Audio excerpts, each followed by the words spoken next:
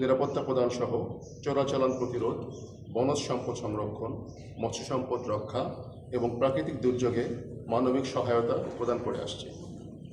জানুয়ারি 2025 হতে এখন পর্যন্ত সুন্দরবনে ডাকাত ও জলদস্যু বিরোধী অভিযান পরিচালনা করে মোট 38টি আগ্নেয়াস্ত্র, 2টি হাত বোমা, 74টি দেশীয় অস্ত্র তৈরির বিপুল সরঞ্জামাদি, 448 রাউন্ড কার্তুজ এবং ডাকাতদের কাছে জিম্মি থাকা 52 জন নারী ও পুরুষকে উদ্ধার করা হয়। এসব অভিযানে মোট 49 জন ডাকাতকে আটক করে ইতিমধ্যে পুলিশের কাছে হস্তান্তর করা হয়েছে।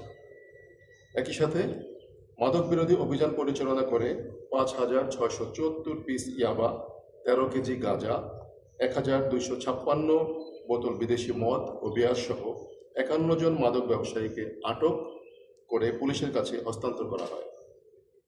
বন্যপ্রাণী ও পরিবেশ সংরক্ষণ অভিযান পরিচালনা করে 824 কেজি হরিণের মাংস ও হরিণের বিভিন্ন অঙ্গসহ 600টি হরিণের ফাঁদ জব্দ করা হয় এবং 29 জন হরিণ শিকারীকে আটক করা হয়।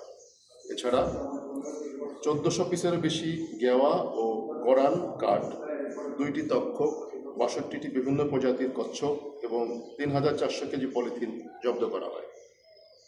অবৈধ মৎস্য আহরণ বিরোধী অভিযান পরিচালনা করে প্রায় 1,473 কোটি টাকা সমমূল্যের 12 কোটি মিটারের বেশি অবৈধ জাল এবং 120 কোটি টাকা সমমূল্যের রেণু পোনা, 14,000 কেজি জেলি পুষ্কিত চিংড়ি ইতিমধ্যে জব্দ করা হয়েছে।